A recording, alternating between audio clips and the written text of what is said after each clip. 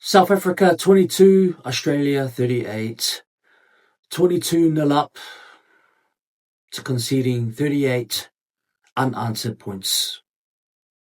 This isn't just a loss, this is a collapse. The world champs were humbled in their own fortress in Ellis Park for the very first time since 1963. Australia weren't just lucky, they were brilliant, smart and ruthless. Let's break this game down. No sugarcoating, just straight up truth. But before we dive into what went wrong for South Africa, let me be clear. Massive credit to both teams for the spectacular, and hats off to the Wallabies. I salute you guys. Well-earned win. This was a statement victory. One of the greatest turnarounds we've seen in the modern Test rugby. You don't just go from 22-0 in Ellis Park and come back unless you've got some serious fight, fitness and belief. Australia had all of that and more. But anyways, let's just break it down. Now, my thoughts in the first half, the game looked over 18 minutes. South Africa were 22-0 up with Kolisi, Moody and Williams looking unstoppable. The crowd was roaring, the scrum was dominant. The gain line was all green and gold and not the good kind. Something shifted. Australia stopped the bleeding and more importantly started to believe. Harry Wilson gets a try just after half time. Momentum turns. I thought the Springboks start dropping their momentum, started dropping ball. The Wallabies just smell blood. And the question is, what went wrong for South Africa? Well, let's be honest. This loss is on the Springbok. They were their own worst enemies, just as much as it is as a credit to Australia. But here are some cold and hard truths. Discipline disappeared. I thought too many breakdown penalties. Also, I thought South Africa had some poor decisions under pressure. Lineouts were shocking. 4 lost in the first half alone. You can't give that much possession at that level. Defense just fell apart. The Boks defense, usually reliable, but looked flat-footed. They were disconnected and tired. And I thought the mental switched off. They thought it was done at 22-0.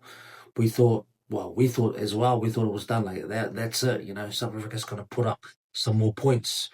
But however, their energy just dropped and they never recovered. And Rassie, just looking at him, in the coaching box, he looked stunned. He looked absolutely stunned and shocked. And to be fair, so did the South African fans. But yeah, man, I was shocked as well. I was so speechless. I don't know what to say, but yeah, crazy. Anyways, let's talk about Australia's brilliance. Now, the Wallabies, again, this wasn't just about the Boks falling apart. Harry Wilson was everywhere, 2 tries, led from the front, carried with intent. I thought Joseph Suaalii was star moment. That intercept was pure game changer. He outpaced Van der Merwe and Williams. No small feat. Blake, McWright, they were breakdown masters. The Wallabies just owned the floor. I thought the Wallabies defense held firm. South Africa barely got clean ball in the second half. And when they did, handling errors just absolutely tormented them. It killed them. And let's not forget, 6 tries, 6 in Johannesburg, against the world champs. That's huge. That is huge. And what an achievement for the Wallabies. But yeah, anyways, let's quickly highlight the turning points that flipped the game on its head. Now, I thought in the 43rd minute, I thought Wilson scores right after half-time, sets the tone for what's to come next. I thought in the 58th minute, Suali'i intercepts Libok. His bomb momentum was gone. I thought in the 64th minute to the 66th minute, back-to-back tries, the Boks just looked shell-shocked.